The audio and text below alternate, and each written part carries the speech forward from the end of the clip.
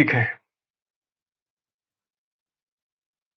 रोज की तरह पहले गुरु प्रार्थना और फिर हम शुरू करेंगे। हाथ जोड़ लेते हैं, आंखें बंद करते हैं। प्रार्थना के लिए एक लंबी गहरी सांस लेते हैं।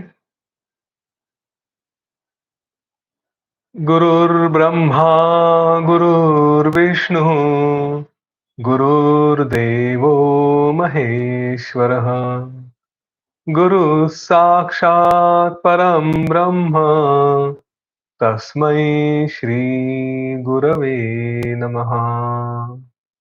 तस्मै श्री श्री गुरवे नमः।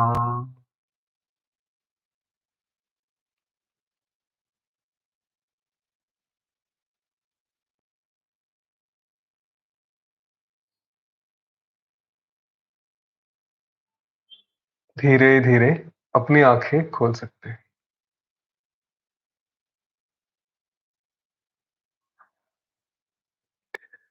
जय श्री राम, जय गुरुदेव। आज का सेशन हम एक टिपिकल हाउस होल्ड कहानी से शुरू करते हैं।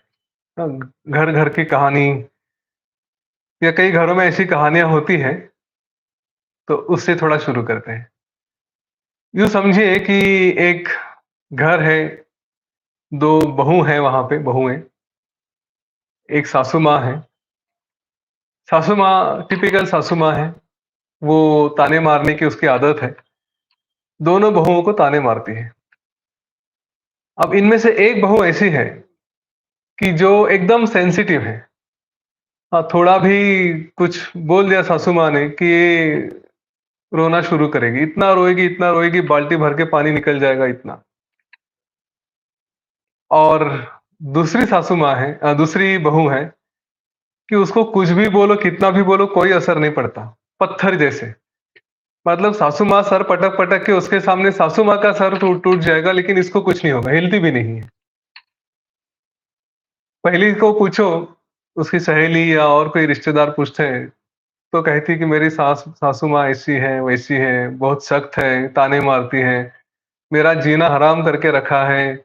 हाँ, अब पता नहीं क्या करूं क्या नहीं, ऐसे हो जाता है, ऐसे लगता है कि जान दे दूं करके। इतनी सेंसिटिव, इतनी परेशान हो जाती है। वही दूसरी बहू को पूछो, तो बोलती क्या वो, उसकी आदत है, करती है तो करे, उसकी परेशानी है सासू माँ की, मेरे को कुछ नहीं होता, मैं क्यों उसकी वजह से अपना दिमाग खराब करूं। इस तरह की कमेंट्री, इस तरह की रिस्पांस दूसरी बहू देती है। अभी इन दोनों से बात करने के बाद प्रॉब्लम किस में आता है, ये हमको समझ में आता है। किस में प्रॉब्लम है? सास का प्रॉब्लम है या बहू का प्रॉब्लम है? बहू का प्रॉब्लम है, ऑब्वियसली। है ना? जो सेंसिटिव है, जो रोती है, जो परेशान होती है, प्रॉब्लम उसका है। क्यों? क्योंकि वो अलग तरह से रिस्पॉन्स कर देती है। सासू माँ तो एक ही है ना।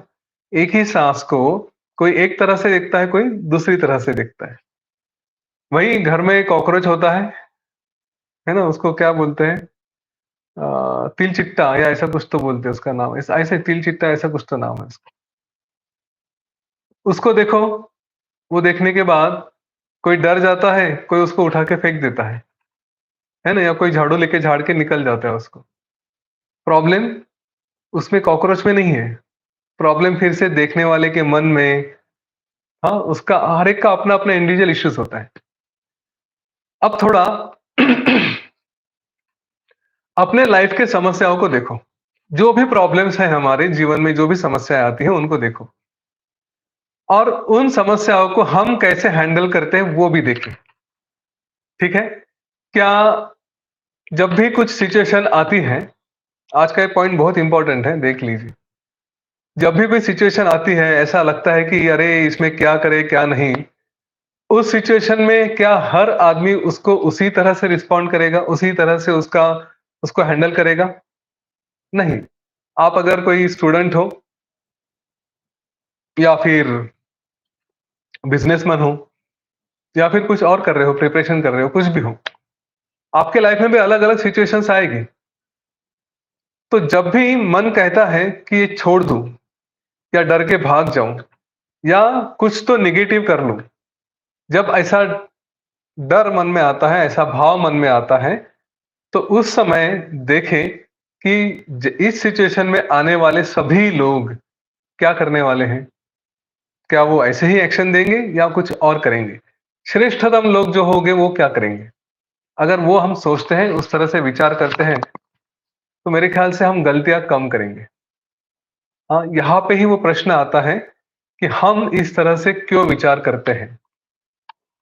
और कल जैसे बताया था कि हमारा मन यह सारी बातें हमसे करवाता है। सॉरी। तो हमारा मन मन क्या होता है? आज ये देखते हैं कि जिसको मैं कहता हूं मेरा मन मेरा मन मेरा मन, तो कोई भाई दिखा दे कि ये मन क्या है। जैसे अगर किसी ने कहा कि मेरा हृदय देखना है, हार्ट देखना है, दिल देखना है, तो चलो काट के दिखाया जा सकता है। ब्रेन, वो भी काट के दिखाया जा सकता है। हाँ, जो सास बहू की कहानी सुनी, कॉकरोच की कहानी सुनी, यहाँ पे सारे इश्यूज ये हमारे मन के ऊपर है कि हमने हमारे मन ने क्या देखा, कैसे देखा। योग वशिष्ठ ये साइकोलॉजी का द बेस्ट बुक कहा जाता है। हाँ, एटलीस्ट मैं उसको वैसे कहूंगा, क्योंकि जो हमें मन को संभालना सिखाता है उससे जैसा कुछ नहीं है। और जो इसको पढ़ते हैं, काफी लोगों का अनुभव यह है कि वो अनशेकेबल बन गए। कुछ भी हो जाए, इधर उधर का उथल पुथल जीवन में कितनी भी हो जाए, इसका थोड़ा सा अभ्यास इस ग्रंथ का आपको ऐसे बना देता है कि भाई कुछ भी हो जाए, वैसे भी क्या दुनिया में कुछ फर्क नहीं पड़ता, हमको भी कुछ फर्क नहीं पड़ता। You become like a stone, like a rock. तो हम बात कर रहे थे मन दिखाओ कहाँ पे है। ये मन है नहीं। योग वासिष्ठ के अनुसार मन नाम की कोई वस्तु ही नहीं। मन क्या, हम तो यहाँ तक जाते हैं कि ना मैं नाम की कोई चीज है, ना कोई शरीर है, कुछ नहीं, ये सब भ्रम है, सपना है, ऐसा कहा जाता है। तो सपने में जो देख रहे हैं उसके मन को हम मानेंगे क्या मन है करके? हमने परसे ही देखा था कि ये सब कुछ अगर स्वप्न जैसा है, इट्स लाइक अ ड्रीम, तो ड्रीम में जो कुछ विचार किया जा रहा है उस मन को कोई वैल्यू होगी? नहीं होगी। पर चलो, हम सबको इतना आसान नहीं है कि इसको स्वीकारे, एक्सेप्ट करे कि हाँ ये मन नहीं होता, ऐसे नहीं होता, वैसे नहीं होता। तो इसको थोड़ा और एक दूसरे दूसरे एंगल से देखते हैं। वो क्या है एंगल? वो ये है कि ऐसा क्यों होता है कि मैं एक तरह से सोचता हूं एक चीज के बारे में, और कोई दूसरा उसी चीज के बारे में किसी और तरीके से सोचता है। थोड़ा इसके बारे में विचार करें तो पता चलेगा कि हमारा मन ये हमारा नहीं होता। हाँ, हमने जन्म लिया, पैदा हो गए, तो कुछ तो जीन्स वगैरह जो है वो हमारे कंट्रोल में नहीं थे। वो कहीं से आए थे, हमारे एंसेस्टर से, पूर्वजों से आए थे। उसके बाद जिस घर में पैदा हुए, जिस वातावरण में जन्म लिया, वहाँ के पेरेंट्स, आजू बाजू के रिश्तेदार, आजू बाजू के लोग, सोसाइटी, ये सब जिस तरह से हमसे बिहेव करते रहे, तो उसका भी परिणाम हमारे मन के ऊपर हुआ। है ना? कुछ तो हमने उनसे देखा, समझा, और उसी लाइन पे हम चलते रहे। तो मेरा मन ये इतने सारे लोगों ने मिला के बना है। फिर हम किसी स्कूल में गए, वहां पे हमारे टीचर्स ने जो सिखाया, मेरे दोस्तों के साथ कुछ इंसिडेंसेस हुई, कुछ घटनाएं घटी, उन्होंने कुछ इंप्रेशंस बनाए। हमने यहाँ तक देखा है कि मेरे जीवन में मैंने जो भी किताबें पढ़ी, मूवीज देखी, कई सारी बातें हैं। तो ये सब करते करते करते करते मेरा माइंड कभी रहा ही नहीं। मैं कुछ तो एक पूरी क्लीन स्लेट लेके आया था। शायद कुछ पहले के इंप्रेशंस हो गए, या फिर कुछ जीन्स का इफेक्ट होगा, लेकिन काफी सारी बातें तो मैंने इधर उधर से ही ली थी। अब इस बात को थोड़ा समझे फिर से कि क्या मेरा मन ये मेरा मन है? मैं ऐसा क्यों हूं, मैं वैसा क्यों हूं? इसका जवाब, इसका उत्तर इसी ही बात में, इसी रिसर्च में है कि मैं ऐसा क्यों हूं। जरा ढूंढे, और फिर पता चलेगा कि जब भी कोई एक्शन लेनी होती है या रिएक्शन देनी होती है, उस समय ये क्वेश्चन मन में आना चाहिए कि क्या ये रिएक्शन, क्या ये मेरी कृति, मेरी एक्शन, ये सही है या गलत है? अब सही गलत कौन तय करेगा भाई? तो इसीलिए यहाँ पे पिक्चर में आते हैं गुरु और शास्त्र। हाँ, अभी आप कॉर्पोरेट में हो, आप स्टूडेंट हो, आप जो भी कुछ कर रहे हो, तो वहां पे आपके गुरु और आपके शास्त्र अलग रहेंगे। लाइक कॉर्पोरेट के कुछ लॉज है। हमारे एक मित्र है, डॉक्टर राधा राधा कृष्णन पिल्लई। उनके आप चाणक्य की किताबें पढ़ लो कॉर्पोरेट के बारे में, वो बताएंगे कि कैसे बिहेव करना चाहिए, क्या एक्शन लेनी चाहिए करके। सिमिलर स्टोरी हमारे साथ भी है कि हर चीज का एक एक अपना ग्रंथ होता है, अपने गुरु होते हैं, अपने स्क्रिप्चर होते हैं। वहां के हर एक फील्ड के वो मेंटर होते हैं। तो उनसे बात करें कि मुझे ऐसी ऐसी सिचुएशन में क्या करने चाहिए। हम लोग यूजुअली क्या करते हैं, गलत डिसीजन इस तरह से लेते हैं कि हम कुछ करना है तो उस फील्ड के एक्सपर्ट के पास न जाते हुए किसी और से इधर उधर से बातें कर लेते हैं, इधर उधर से सुन लेते हैं और वैसे एक्शन ले लेते हैं। स्टूडेंट्स के साथ तो ये कई बार होता है कि दोस्तों ने कुछ कह दिया, तो अच्छा करियर किसी एक फील्ड में बनने वाला था, वो फील्ड छोड़ दिया, किसी का दोस्त का इधर उधर का इंप्रेशन लेके किसी और फील्ड में अपना करियर बनाने की सोच ली। मेरे प्रेम भरी भाषा में मैं यही कहता हूं कि अगर बीमार पड़े हो या अपना मेडिकल चेकअप करवाना है तो हम डॉक्टर के पास जाते हैं। हम किसी मोची के पास, टेलर के पास, है ना, या वेजिटेबल वेंडर के पास तो नहीं जाते कि यार बीमार हूं कुछ तो दवाई दे दे। ऐसा उनके पास कहने के लिए जाते हैं क्या? नहीं जाते। बीमार है तो डॉक्टर के पास जाएंगे। या फिर हमें चप्पल सिलवानी है तो हम डॉक्टर के पास जाके तो नहीं कहेंगे, इंजीनियर के पास तो जाके नहीं कहेंगे, हम मोची के पास जाएंगे। हर एक का अपना अपना क्षेत्र होता है, वो अपने अपने क्षेत्र के डॉक्टर होते हैं, एक्सपर्ट्स होते हैं। वैसे ही हमें जब भी कोई डिसीजन लेना है तो माँ बाप तो अपना एक्सपीरियंस से बताते, बेटा ऐसा नहीं वैसा कर, वैसा नहीं वैसा कर, लेकिन हम तो बस अपने दुनिया में मस्त रहते हैं। नहीं, मुझे यही करना है, घर में तमाशा करेंगे, हंगामा करेंगे, सब करेंगे। फिर एक थोड़ा सा होश में आके सोचे कि इस फील्ड के एक्सपर्ट कौन है, जाके सब उस काउंसलर के पास जाए, किसी के पास जाए, बात करें और फिर उसके अकॉर्डिंगली डिसीजन ले। इस समय समझ लें कि जब हम किसी बात का हट कर रहे हैं, किसी बात पे हम अड़े हैं, तो वो इसलिए है कि वो मेरा डिसीजन नहीं है, किसी ने मेरे दिमाग में इंप्रेशन डाला है। हाँ, रामायण की ये सारी कहानी इसी बात से थी। एक कैकेयी जो अपने राम से इतना प्रेम करती थी, भरत से भी ज्यादा प्रेम करती थी, मंथरा ने उसके दिमाग में कुछ तो छोड़ दिया। वो कैकेयी कैकेयी नहीं रही, वो मंथरा की भाषा बोलने लगी। हम भी अपने जीवन में कई बार हम अपने न होते हुए ऐसे मंथरा की भाषा बोलने लगते हैं। तो सोचे कि ये मेरा बिहेवियर ये मेरा है या मेरे ऊपर हुए इंप्रेशंस का है।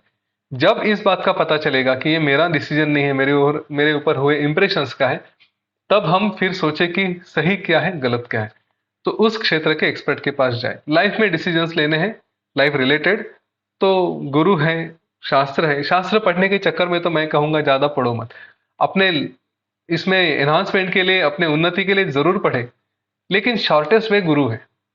तो जो भी गुरु है, अच्छे गुरु है, उनके मार्ग पे जाए, उनसे पूछे क्या कहते हैं, क्या नहीं समझ में आता है। और कभी कभी वो भी ऐसा लगता है कि नहीं पता क्या कहेंगे, तो अपने अंदर की आवाज वो होती ही है। मैंने जैसे योग वशिष्ठ में कहा कि अलग अलग तरह के ब्रह्मांड है। इसी के बारे में आगे भी जाके एक कहानी है जिसमें भी यही कहा है कि अलग अलग तरह के ब्रह्मांड होते हैं। कई ब्रह्मांडों में तो कोई ग्रंथ ही नहीं था, कोई गुरु भी नहीं थे, लेकिन फिर भी डिसीजन किस तरह से लिया जाता था। तो अंदर की आवाज वो एकदम प्योर होती है, पर वो प्योर कब सुनाई देगी? जब हम शांत हैं। मन में ही अगर बहुत उथल पुथल हो रही है तो अंदर की आवाज हमें सुनाई नहीं देती। इसलिए पहले मन को शांत करना सीखे, ध्यान से, मेडिटेशन से, प्राणायाम से, योग से। और उसके बाद फिर अंदर की आवाज अपने आप सुनाई देती है, सही गलत रास्ता वही बता देती है। आप देखो, दुनिया के जितने भी कॉरपोरेट हेड्स है, सीईओज है, डायरेक्टर्स है, जो भी हैं, मेजॉरिटी ऑफ देम, उनकी कम से कम दो कैरेक्टरिस्टिक्स तो है ही लाइफस्टाइल के बारे में। सारे के सारे सुबह जल्दी उठते हैं, 5 बजे 6 बजे जो भी है, बहुत देर से नहीं उठते। और दूसरी बात, सारे के सारे मेडिटेशन तो डेफिनेटली करते हैं। हम हमें अगर ग्रेट बनना है तो थोड़ी सी उनसे लाइफस्टाइल लेके सीखे और प्रैक्टिस करें। इसके साथ साथ हमारी आदतों को भी देखें। ये मेरी बातें कुछ किसी को कड़वी लगेगी शायद, लेकिन जो भी हमने देखा है वो सच्चाई ऐसे ही नजर आती है, और मैं आपको एग्जाम्पल के साथ दिखा देता हूँ। हम में से अगर किसी को स्मोकिंग की आदत है, किसी को ड्रिंक्स लेने की आदत है, कुछ है, तो ये आदतें कहाँ से आई हम में? हम पैदा हुए तब तो सिगरेट और बोतल लेके तो नहीं आए थे, है ना। अगेन हमारे माइंड पे कहीं से इंप्रेशन आने लगे, हमने किसी चीज को अच्छा समझा, किसी चीज को कुछ तो यो समझा, और हमने उसको स्वीकार लिया। आजकल के युवा तो इसी में फंसे हैं, कई सारे युवा इसमें फंस जाते हैं। मैं अपने जमाने की अगर बात करूं, तो मेरे कॉलेज में एक दोस्त हुआ करता था कि जिसकी पर्सनैलिटी एकदम ऐसी कुछ खास नहीं थी, बहुत ही साधारण सी पर्सनैलिटी थी, लेकिन उसको लगता था कि एक पर्टिकुलर क्राउड है, उस क्राउड में जो थोड़ा इलाइट क्राउड है, उस क्राउड में उसको एक्सेप्टेंस मिले। तो उसने देखा ये लोग क्या करते हैं। उसने ये नहीं नोट किया कि इलाइट क्राउड दिखाने में कुछ करता है, लेकिन रात दिन पढ़ाई करता है, अच्छे मार्क्स भी लेके आता है। इसने ये देखा कि ये लोग रोज लंच टाइम में जाके सुट्टा मारते हैं, स्मोकिंग करते हैं।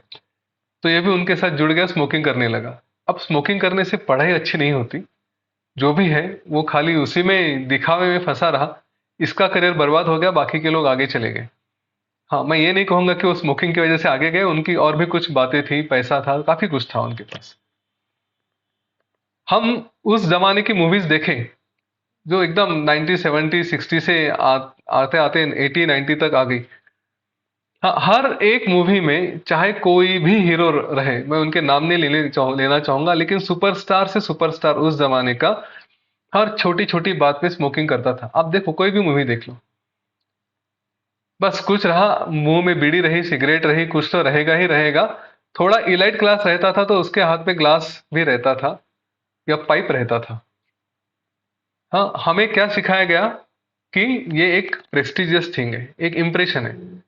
कुछ मूवीज में तो मुंह में सिगरेट रख के शूटिंग किया है, मरते वक्त भी मुंह में सिगरेट रखी है। अगर जिनको इशारा समझ में आता है उनके लिए वो सीन काफी है। ये हमने इन लोगों से सीखा है, मूवीज के प्रमोशन में सीखा है कि इस तरह से होता है करके। उसके बाद आजकल की मूवीज देखिए, हर मूवी में छोटी छोटी बातों में शराब का प्रमोशन किया जाता है, और हम लोग सीखते हैं। अभी उसको इस तरह से दिखाया जाता है कि लड़कियां भी शराब पीते हैं, लड़के भी शराब पीते हैं, वो इसको एक स्टैंडर्ड नॉर्म करके दिखाया गया है। किसी मूवी में एक पंडित दिखाया गया है जो अपने ऑफिस में पूजा वूजा करता है, लेकिन घर में शाम को अपनी बीवी के साथ शराब पी के टून हो जाता है। ये भी दिखाया गया है, आप मूवीज देख लो, मिल जाएंगे ये सीन। तो इस तरह की बातें जहां पे करते हैं, जो प्रमोशन कर करके हमारे मन में हमारी आदतें इन लोगों से हमने लिए। हम वैसे ओरिजिनली इस तरह के नहीं थे। तो थोड़ा अपने आप में झांक के देखें कि मैं ऐसा हूं, या आज मेरी ये आदत है, या जो भी है, क्या ये सचमुच मैं हूं? मैं ऐसा बनने के लिए आया था, या ये मेरे ऊपर किसी का प्रभाव हुआ है, हिप्नोटाइज किया गया है, और उसके चक्कर में आके मैं इस तरह से बिहेव कर रहा हूं। एक बार ये आदत डाल दी ना, छोटी छोटी अपनी बिहेवियर को एनालिसिस करना शुरू कर दिया, ट्रस्ट मी, आपकी पर्सनैलिटी इतनी शाइन हो जाएगी कि दुनिया भी रिकॉग्नाइज करेगी कि अरे क्या बंदा है। इंटीग्रिटी है तो इस बंदे की है, बिहेवियर हो तो इस बंदे का, इस तरह का आपको वो रिकॉग्निशन मिलना शुरू हो जाएगा। उसको कोई चैलेंज नहीं कर पाएगा, क्योंकि एक आदमी को कैरेक्टर दिखाई देगा कि हाँ कुछ तो है करके, ऑर्डिनरी नहीं है। इसीलिए ये एनालिसिस बहुत इंपॉर्टेंट है, क्या मेरा माइंड है या नहीं है। इसके लिए कुछ हम आज कहानियां देखते हैं। मन का इंपॉर्टेंस कितना होता है वो भी देखते हैं, थोड़ा समझ ले इसको। एक राजा था। ये राजा अपने सभा में बैठा था, दरबार में बैठा था। वहां पे अचानक से कोई जादूगर आता है, और वो राजा की अनुमति लेके, परमिशन लेके जादू दिखाना शुरू करता है। वो जादू देखते देखते राजा को समझ में आता है कि एक आदमी घोड़ा लेके आया, और कहता है कि महाराज ये घोड़ा बहुत अच्छा है, आप इसकी सवारी कर लीजिए, राइड ले लीजिए इसका, तो देखिए कैसे होता है। तो राजा वहां पे घोड़े पे बैठता है, और घोड़ा निकलता है बाहर। राजा को अच्छा लगता है शुरू में, लेकिन बाद में पता चलता है कि घोड़ा कंट्रोल में नहीं आ रहा है, कि घोड़ा आउट ऑफ कंट्रोल जा चुका है। राजा उसको रोकने की लाख कोशिश करता है, लेकिन वो घोड़ा रुकता नहीं, भागते भागते शहर के बाहर, जंगल के बाहर उधर कहीं चला जाता है और पूरा दिन दौड़ भाग करने के बाद शाम को जब राजा थक जाता है और वो घोड़ा जंगल में दौड़ ही रहा है, तो बीच में कहीं तो किसी पेड़ की टहनी आती है, उसको राजा पकड़ लेता है। घोड़ा चला जाता है, राजा वहीं पे रुक जाता है। अंधेरा होता है, भूखा प्यासा राजा उस पेड़ पे ही रात गुजार लेता है। दूसरे दिन सुबह उठने के बाद वो देखता है कि उसे कहीं खाना वाना मिलता है तो देखे। वो राजा कहीं खाने के शोध में ढूंढने निकल जाता है, तो देखता है कि एक आदिवासी लड़की वहां पे है। उसके पास कुछ खाना था, जामुन का जूस था, ऐसा कुछ उसको दिखाई देता है। तो राजा उसके पीछे पीछे लगता है कि भाई मुझे कुछ खाने को दो। अब वो लड़की भी नखरेल होती है, वो ऐसे आसानी को इसको देती नहीं। थोड़ा देर इधर उधर घुमाने के बाद फिर वो कहती है कि देखो, मैं ऐसे ही तुम्हें कुछ दूंगी नहीं, मेरी शर्त है, अगर मुझसे शादी करोगे तो ही मैं तुम्हें ये खाना दूंगी। अब राजा को अपनी जान बचानी होती है। एक क्षण वो विचार भी करता है कि मैं राजा, ये आदिवासी लड़की, इसके साथ मैं कैसे, चांडाल कहे जा, आदिवासी भी नहीं चांडाल थी, इसके साथ मैं कैसे शादी करूंगा। अब उसने ऐसा विचार किया, लेकिन जान बचानी थी, तो उसने उसको हाँ कह दिया। समय के चलते उन दोनों की शादी हो गई। चांडालों की बस्ती में जाके उनके कल्चर के हिसाब से राजा को वहां पे रहना पड़ा। अब वो राजा वहां पे रहने लगा, वो भी कुछ दिनों में चांडाल बन गया। वो जो सारा आजू बाजू का माहौल था, कि जहां पे मतलब इतना गंदा वर्णन योग वशिष्ठ में किया है कि पूछो मत। कि बच्चे खेल रहे तो उनके खेलने की बॉल होती थी, वो भी फ्लैश था, फ्लैश के बॉल होते थे। हाँ, इधर उधर खून के धब्बे धब्बे पड़े हैं, कहीं पे फ्लैश लटका हुआ है, वहां से खून टपक रहा है, ऐसा सारा सीन। और उसमें ये राजा जाके रहने लगा। इसके धीरे धीरे 6 बच्चे हो गए। ये भी चांडालों की तरह आजू बाजू के लोगों से झगड़ता था, कुत्ते की शिकार करने दौड़ता था, किसी जानवर की शिकार करने दौड़ता था, ये सब कर रहा था। तो इसमें जो भी होता है, सारी परेशानियां, दुख दर्द, गरीबी, ये सारे बातों से गुजरता जा रहा था। जाते जाते एक दिन वहां पे एक समय आया कि बहुत बड़ा अकाल पड़ गया, खाने को भी कुछ नहीं मिल रहा था, सब तरफ सूखा हो गया। हाँ। तो वो सोचने लगा कि अब कुछ किया जाए। तो पूरा गांव का गांव खाली, वो सब कुछ छोड़ के निकलने लगे। लोग इतने भूखे हो गए थे, इतना उनको खाने को कमी हो गई थी कि वक्त मिलता तो एक दूसरे को भी खा लेते, इतना बुरा हाल हो गया था। तो चलते चलते ये लोग कहीं जाने लगे, तो इस राजा का सबसे छोटा बच्चा जिद करने लगा कि पिताजी मुझे कुछ खाने को दो, मुझे बहुत भूख लगी है। अब ये क्या देता, ये बोलता है कि नहीं अभी तो कुछ नहीं है, थोड़ी देर में देखते कुछ मिलता है तो। वो बच्चा फिर से एक जिद करने लगा कि खाने के लिए थोड़ा सा फ्लेश, थोड़ा सा मांस दे दो, पीने के लिए थोड़ा सा खून दे दो, बस मेरा पेट भर जाएगा। अब आदतें वही थी। तो ये राजा चिढ़ गया, और चांडाल ये चिढ़ गया, और एक बार फिर ये बोल दिया कि अरे, तुम्हें कुछ चाहिए ही है तो अभी मैं कुछ दे नहीं सकता, ज्यादा से ज्यादा मैं अपना ही खून और अपना ही फ्लेश दे सकता हूँ, अपना ही मांस दे सकता हूँ। तो बच्चा इनोसेंटली बोल दिया, प्लीज दे दो जो भी देना है, लेकिन मुझे बहुत भूख लगी है। इस राजा को बड़ा दुख हुआ। ऐसी सिचुएशन में वो कहीं बाजू में गया, चिता रची, और उसके ऊपर वो चीता को जला के उसमें कूद पड़ा। जैसे वो कूदा, उसने देखा कि किसी ने उसको पकड़ लिया है। तो जब देखा किसने पकड़ा है, तो उसे पता चला कि वो अपने ही दरबार में बैठा है, अपने ही कुर्सी पे बैठा है। उसको आजू बाजू के जो मंत्रीगण हैं उन्होंने पकड़ लिया था। अब इस राजा को आश्चर्य हुआ, ये क्या हुआ, ये कैसा चमत्कार था कि मैंने यहाँ पे बैठे बैठे ये इतना क्या देखा। तो मंत्रियों ने पूछा महाराज को कि क्या होगा महाराज। तो राजा ने बताया, ऐसा ऐसा है, मैंने ये सब देखा। करीब करीब 60 साल की जिंदगी मैं यहाँ पे जिया, इस तरह से घृणा में, झगड़ों में, गुस्से में, परेशानी में, इन सारी बातों से जो नहीं जीना चाहिए था मैंने जीवन में कभी, वो 60 साल मैंने अभी अनुभव किए हैं, यहाँ पे एक्सपीरियंस किया। तो वहां पे वशिष्ठ ऋषि भी थे उसके दरबार दरबार में, जो महाराज वशिष्ठ अभी कहानी बता रहे हैं वही उधर भी थे। तो ऐसा क्यों हुआ था उस राजा के साथ, तो ऐसा कहते हैं कि उस राजा ने कभी राजसूय यज्ञ करने की प्रतिज्ञा की थी। उसने एक दिन अपने ही स्थान में बैठे बैठे आंखें बंद करके मन से ही वो राजसूय यज्ञ कर लिया। हाँ, कहानी का अपना इंपॉर्टेंस है, लेकिन इसका सारांश बड़ा इंपॉर्टेंट रहेगा, उसके तरफ ध्यान देना बाद में। तो चूंकि उसने मानस पूजा की थी, मानस पूजा ये बहुत शक्तिशाली होती है, सबसे पावरफुल इसमें मानस पूजा आती है। साधारण पूजा मतलब मूर्तियों की पूजा, फिर अग्नि पूजा, फिर मानस पूजा, हाँ ऐसे अलग अलग पूजाओं के ध्यान होते हैं, तो मानस पूजा सबसे श्रेष्ठ समझी जाती है। तो ऐसा कहते हैं कि किसी पूजा का जो फल होता है उसका 5 गुना फल मानस पूजा का होता है। अब ये राजा जो राजस्व यज्ञ करने वाला था, तो उसका उसको 5 गुना फल मिलने वाला था, लेकिन राजस्व यज्ञ का एक नियम भी है। उसका नियम यह है कि इसके लिए 12 वर्ष तक आपको सफर होना पड़ता है, उसकी जो भी समस्या है, तकलीफें हैं, वो झेलनी पड़ती है। हमने पांडवों के राजस्व यज्ञ के बारे में सुना होगा, उन्होंने भी किया था और उनको 12 वर्ष के लिए वनवास जाना पड़ा था। तो इसको भी, राजा को भी वो सारा सफरिंग था, ड्यू था, लेकिन इसने मानस पूजा की, तो वो भी सफरिंग जो था, उसकी तकलीफें थी, वो 5 गुना ज्यादा, मतलब 12 गुना 5 यानी 60 साल का उसका सफरिंग तय था। पर ये मानस पूजा की थी, इसलिए सफरिंग भी मन ही मन में हुआ। तो बैठे बैठे कुछ ही क्षणों में उसने पूरे 60 साल के सफरिंग का, 60 साल के तकलीफ का अनुभव ले लिया। अब जरा विचार करें, हम जो कहते हैं ना, तकलीफ तकलीफ तकलीफ, मुझे समस्या होती है, मुझे ये होता है, मुझे प्रॉब्लम्स है, पेन्स है, जरा देखें कि इसमें से कितने पेन्स, कितनी समस्याएं हमारे मन की है, कितनी वास्तविकता में हमारे शरीर की है।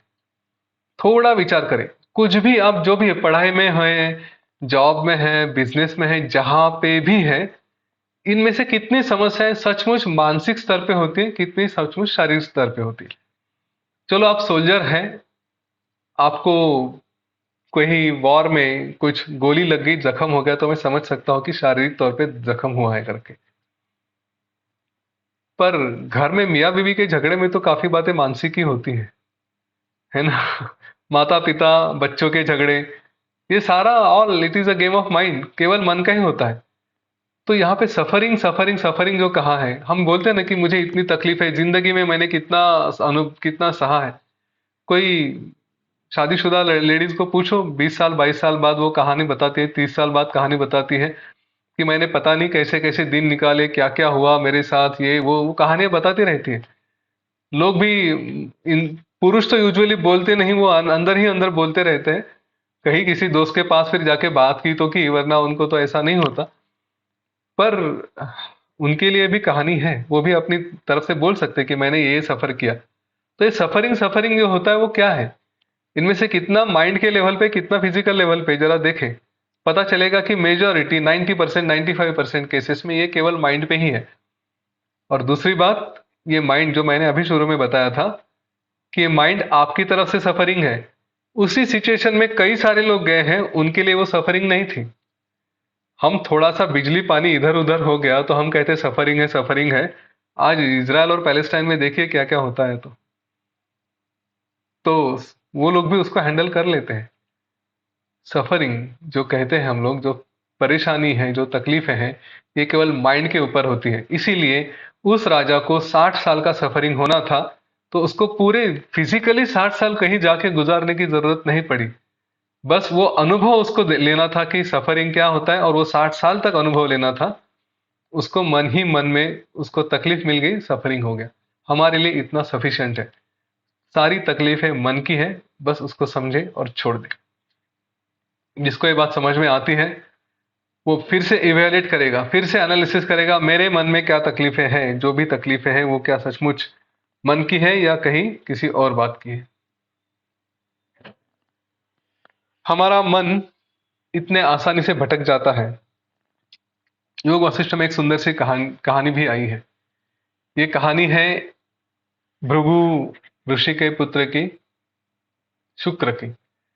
हाँ, ये शुक्र मतलब शुक्राचार्य, राक्षसों के राजा थे। तो उनके शुरू के दिनों में कुछ थी, भृगु ऋषि अपनी तपस्या कर रहे थे, और उनका पुत्र वहां पे बैठे बैठे, वो थोड़ा ना पूरी तरह से ज्ञानी था, ना पूरी तरह से अज्ञानी था, अपने पिता की सेवा में वहां पे जुटा हुआ था। बैठे बैठे ऐसे ही उसका मन कहीं खो गया, और उसने देखा आसमान से, आकाश से कुछ अप्सराएं जा रही थी। एक अप्सरा के ऊपर उसकी आंख पड़ गई और वो उसको बहुत भागी। उस अप्सरा की भी नजर इसके ऊपर पड़ी और उसको भी इससे प्रेम हो गया। अप्सरा तो अपने मार्ग से चली गई, लेकिन ये शुक्र मन ही मन में उसमें इतना खो गया कि उसने देखा अपने आप को कि वो अप्सरा के पीछे पीछे गया है। फिर स्वर्ग में गया, स्वर्ग में जाके भगवान इंद्र ने उसका स्वागत किया। फिर वो उधर उधर स्वर्ग में घूमने लगा, घूमते घूमते फिर उसको फिर से वो अप्सरा दिखी। उसने उस अप्सरा के साथ ब्याह रचा। उसके बाद शादी के जो सारे अपनी जीवन था वहां पे बिताने लगा। और फिर एक दिन उसको समझ में आ गया कि अभी यहाँ का मेरा स्टे या होटल का अपना कोटा खत्म हो चुका है, यहाँ से वापस जाना पड़ेगा। जैसे वो विचार आया, वहां से वो नीचे धरती पे आके गिर पड़ा। धरती पे आने के बाद उसने फिर अलग अलग रूपों में जन्म लिया। उसके साथ वो अप्सरा भी थी। कभी वो हिरन बने, कभी कुछ और बने। ऐसे बनते बनते बनते एक बार फिर इसने कहीं पे एक ऋषि कुल में जन्म लिया और उसके बाद वो तपस्या करने चला गया। एक नदी के किनारे तपस्या करते बैठा बैठा था। इधर भृगु ऋषि वो अपनी तपस्या से बाहर आए। उन्होंने देखा कि अपने पुत्र का, शुक्र का शरीर ये तो पूरा खोखला होके पड़ा है।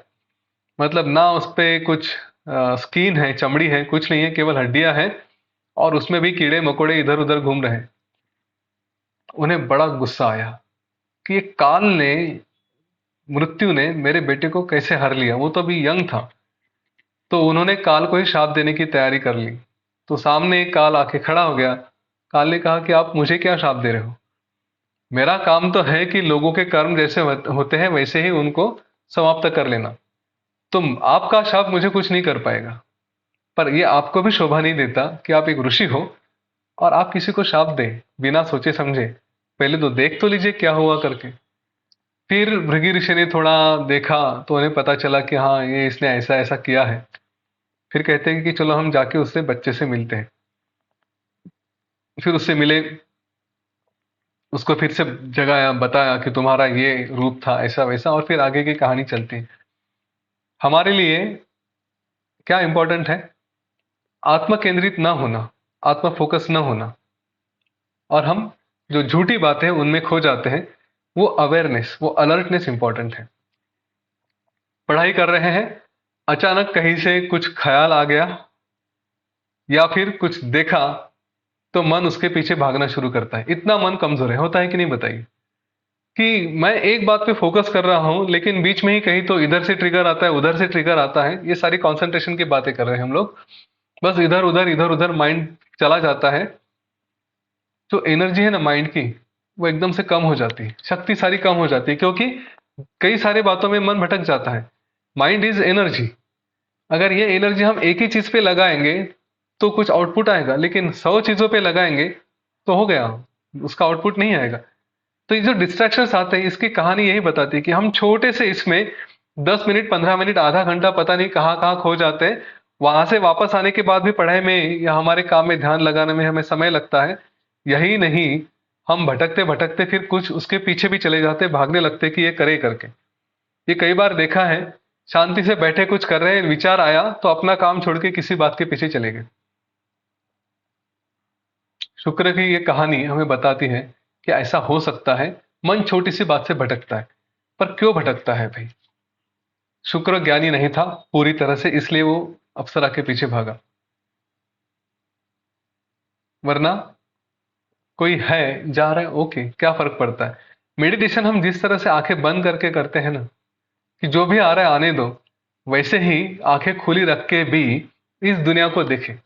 योग वशिष्ठ में बार बार यही बताया कि ये सब कुछ जो हो रहा है वो सपने जैसा है। और यहीं पे एक सुंदर सी बात आती है, वो है आत्मा और अनात्मा।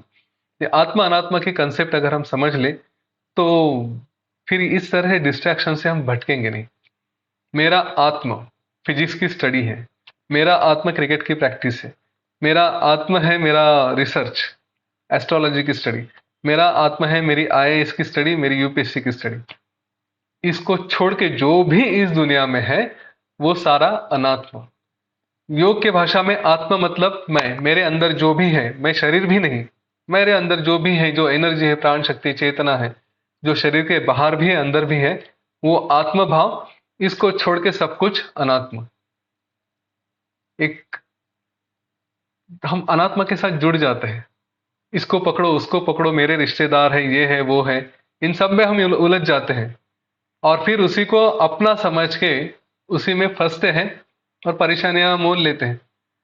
ऑन द अदर हैंड यही देखें कि अरे ये सब तो टेम्पररी है, मैं ही एक जो भी हूँ परमानेंट हूँ, वही आत्म भाव है, बाकी अनात्मा है।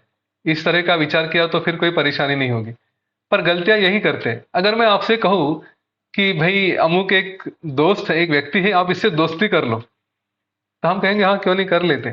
पर दूसरी बार मैं बताऊं कि दोस्ती करो लेकिन इसका भरोसा नहीं है, कभी भी धोखा दे सकता है, तो आप दोस्ती करोगे क्या? नहीं करोगे। तो हमारे आजू बाजू में जितने भी है, वो तो कभी ना कभी धोखा दे ही सकते हैं ना। वो चाहे ना चाहे, शरीर उनका निकल जाएगा, उनका लोकेशन चेंज हो जाएगा, आज पुणे में है, कल अमेरिका में चले जाएंगे। अपने बच्चे ही देखिए, कितने सारे लोग अपने बच्चों से बहुत प्रेम करते हैं, आज छोड़ के अमेरिका और इंग्लैंड और कनाडा और पता नहीं कहाँ कहाँ चले गए। कितना पूछा जाता है माँ बाप को। बड़े होने तक मेरा बेटा करते रहे, आज भी करते हैं। बस पहले मेरा बेटा करते थे, अब कहते कि मेरा बेटा उधर है, मेरा बेटा इधर है, मेरा बेटा पूछता नहीं। तो हम ऐसी वस्तुओं में ध्यान रखते हैं, ऐसे लोगों में, ऐसी स्थिति में हमारा आत्म भाव रखते हैं कि जो हमारा आत्म नहीं है। तो वही अवेयरनेस हमेशा रहे। मैं अपने काम में जुड़ा हूं, प्रायोरिटीज के हिसाब से बहुत इंपॉर्टेंट है। आपने कुछ टारगेट ले लिया, आपने स्टार्टअप शुरू करनी, आपको कुछ आईएएस बनना है, तो जो भी अनात्मा है वो तय कर ले कि ये मेरा अनात्मा है। क्रिकेट मेरा अनात्मा रहेगा, मूवीज मेरी अनात्मा रहेगी। इन सारी बातों को समझ ले, फिनिश, प्रायोरिटीज क्लियर हो जाती। तो सक्सेस आएगा ही आएगा, मन इधर उधर भटकेगा नहीं।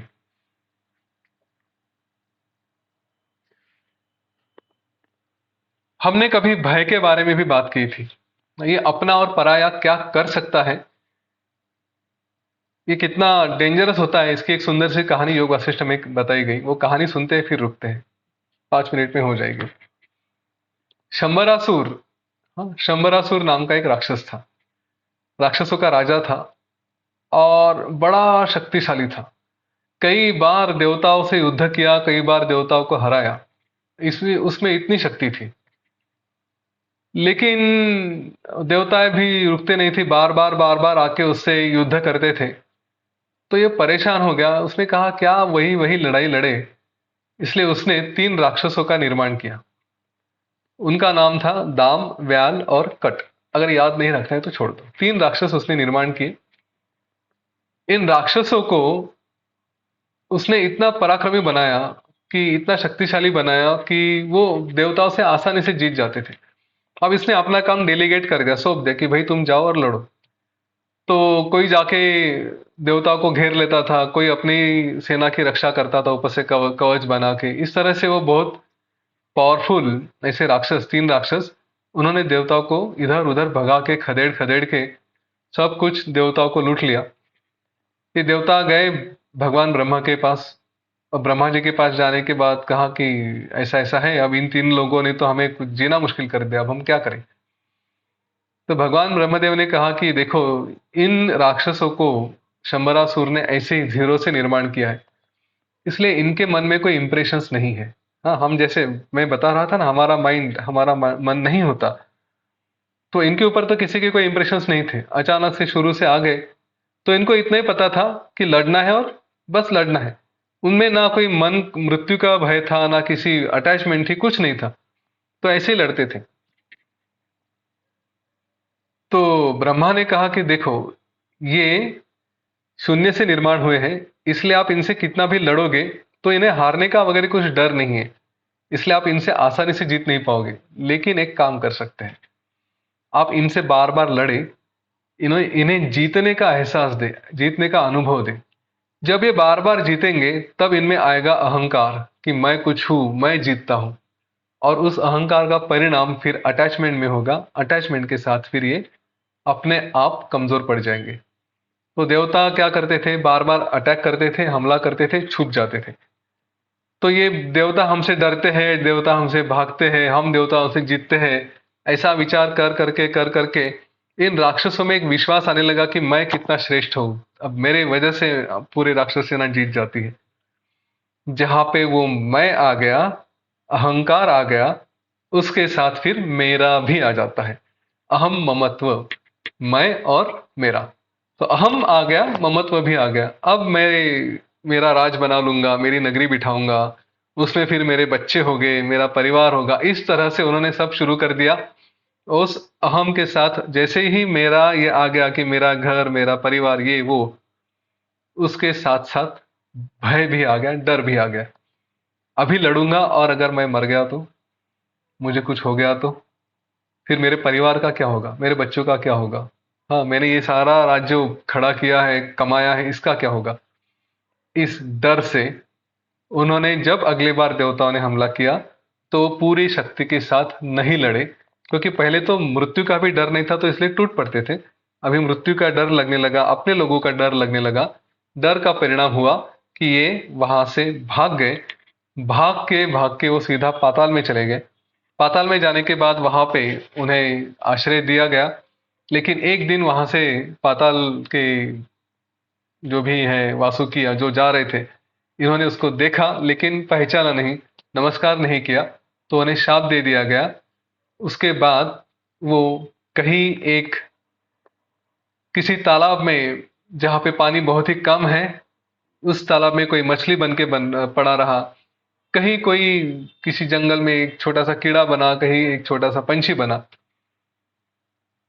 वशिष्ठ ऋषि ने कहा, देखो, जिसको कभी किसी बात का डर नहीं था, जिससे भगवान भी डरते थे, जो भगवान के ऊपर भी राज बना सकते थे, वो केवल अहम के भाव से और मेरा है इस भाव से, डर से, आज देखो किस तरह की जिंदगी जी रहे हैं। इसीलिए हम जो भी श्रेष्ठ कार्य करना चाहते हैं ना, उसमें मैं फिर से कहूंगा, हमारी ड्यूटीज करें, लेकिन थोड़ा इस अहम को, मैं और मेरा, इसको थोड़ा संभालें कि क्या हो सकता है।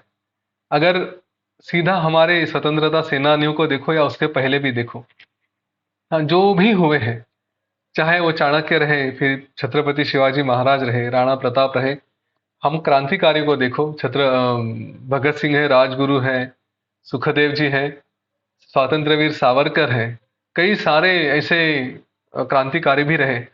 उन्होंने अगर मेरा क्या होगा, मेरे परिवार का क्या होगा, इस तरह का विचार करते, तो आज भी अंग्रेजों के गुलाम रहते।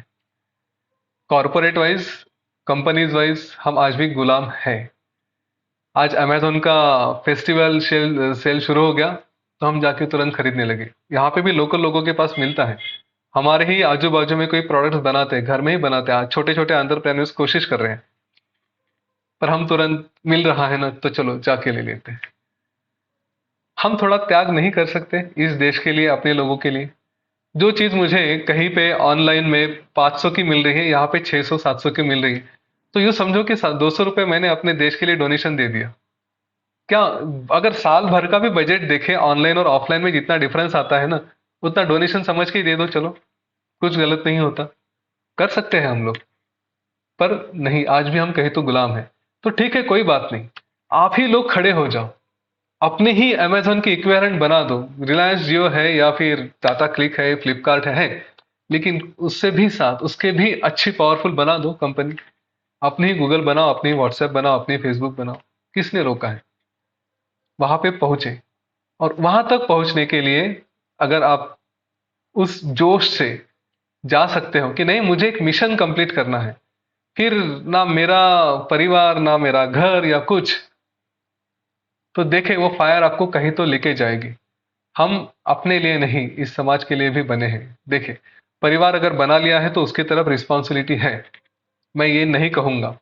लेकिन हमें, जैसे स्वतंत्रता आंदोलन में फ्रीडम फाइटर हम नहीं बन सके उस समय, तो आज भी हम कंट्रीब्यूट कर सकते हैं। मोदी जी का भाषण मैंने एज अ सीएसआर सुना था, तो उस वक्त उन्होंने यही कहा था कि स्वतंत्रता सेनानी बनने का हम में से सभी लोगों को भाग्य नहीं मिला, लेकिन इसका मतलब ये नहीं कि आज हम देश के लिए काम नहीं कर सकते, आज भी हम कर सकते हैं।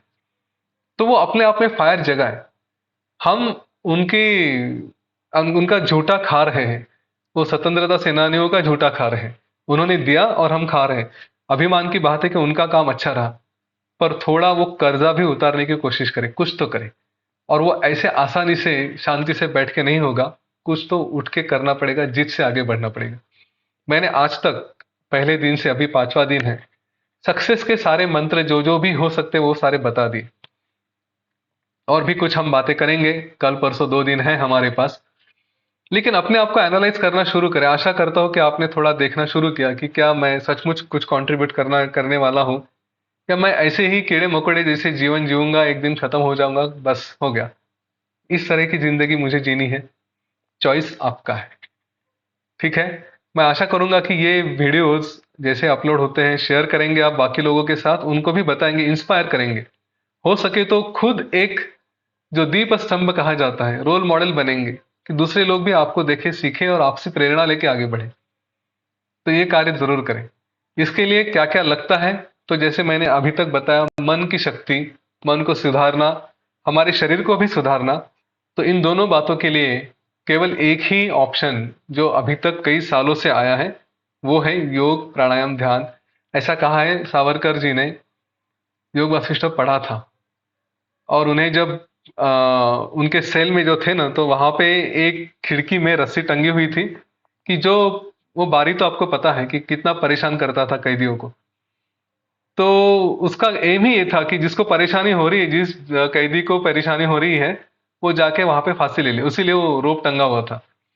सावरकर जी के उनके किताब में मैंने पढ़ा था कि उनको भी कभी लगा कि मैं जाके वहां पे फांसी ले लूं, आत्महत्या कर दूं करके।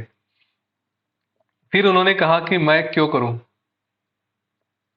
तकलीफ देना अगर बारी का काम है, अंग्रेजों का काम है, तो उन्हें तकलीफ देने वाले को भी तकलीफ होती है। तो उनका तकलीफ देने का काम मैं क्यों कम करूं। देने दो, जितनी तकलीफ उन्हें देनी है, जितनी परेशानी मुझे करवाएंगे करने दो। उसमें वो भी परेशान होते हैं। आज मैंने आत्महत्या कर ली तो उनकी परेशानियां कम हो जाएगी, मुझे उनकी परेशानी कम नहीं करनी है। और इसीलिए फिर उनका जो काव्य आया है, अवध्य होम, हाँ मैं अवध्य हूँ, वो पूरा एक आत्मा के ऊपर है कि मेरा वध नहीं हो सकता, मुझे काटा नहीं जा सकता, इस तरह का पूरा काव्य है उनका। तो उसी से आया था, उसी भावना से। किस तरह का स्ट्रांग माइंड इन लोगों का रहा होगा कि मौत सामने है लेकिन फिर भी चढ़े जा रहे हैं। क्यों? हमारे सिपाही भी वही करते हैं। हम बॉर्डर पे नहीं जा सकते ना, ठीक है, देश में रह के हम सिपाही बन सकते हैं, जरूरत है उसकी। तो देखें, अपने आप में इन्वेस्ट करें, माइंड से, बॉडी से, योग करें, एक्सरसाइजेस करें, और अच्छा जीवन जिए। ये आदतों से, बुरी आदतों से, फिर चाहे शराब रहे या कुछ रहे, इससे अपने आप को दूर रखें, और अच्छी आदतें रखें, अच्छी लाइफ स्टाइल रखें। चलो, आज रुकता हूं यहाँ पे। आज ठीक है, 10 बज चुके हैं, मुझे लगता नहीं कि कुछ और बोलने की आवश्यकता है। सीधा हम प्रश्नोत्तर पे आएंगे। धन्यवाद। जय श्री राम। कुछ क्वेश्चन से तो लिए जा सकते हैं।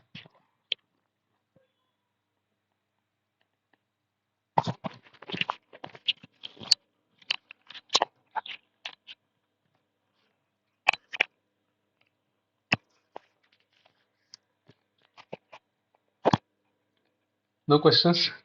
चैट पे कुछ है, क्योंकि यूट्यूब का तो डिस्कनेक्ट हो गया, उसको देखना पड़ेगा क्या है।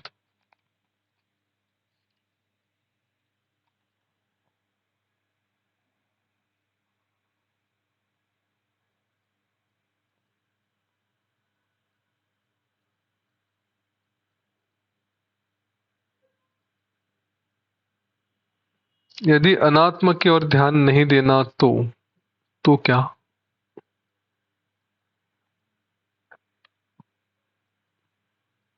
क्वेश्चन अधूरा है कुछ तो। चाहिए तो आप पूछ सकते हैं, हैंड रेज करिए अनमिट। हाँ, तो देश के प्रति क्यों ध्यान दे? क्योंकि देश भी तो अनात्मा है, फिर ये सब करने की क्या आवश्यकता है? बड़ा सुंदर विचार है।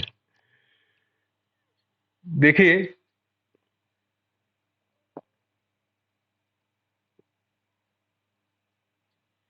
मैंने आत्मा के कई एग्जाम्पल दिए। जब तक ये शरीर है, इसको, शरीर को तो खत्म नहीं करेंगे, शरीर तो चलाना ही है। तो जब इस शरीर को चलाना है, तो सीधी सी बात है कि कुछ ना कुछ तो करना ही पड़ेगा। अब अगर कुछ करना है तो अच्छा ही कार्य करे, उसी को आत्मा समझ के काम कर ले, बस इतना ही है। ठीक है ना? ऐसे तो बैठे नहीं रहेंगे, घर में बैठे रहेंगे तो फिर क्या अचीव किया?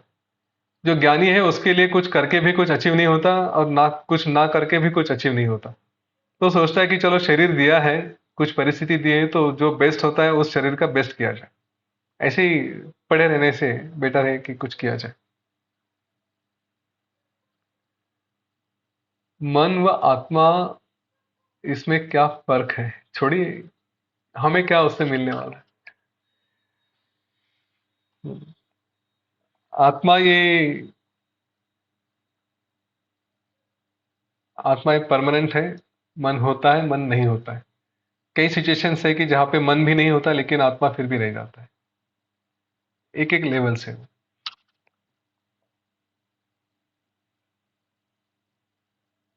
ऑलराइट, चलो कोई क्वेश्चंस नहीं तो रुक जाते फिर। कल मिलेंगे हम लोग फिर से। ओके। Thank you. जय श्री राम। जय गुरुदेव।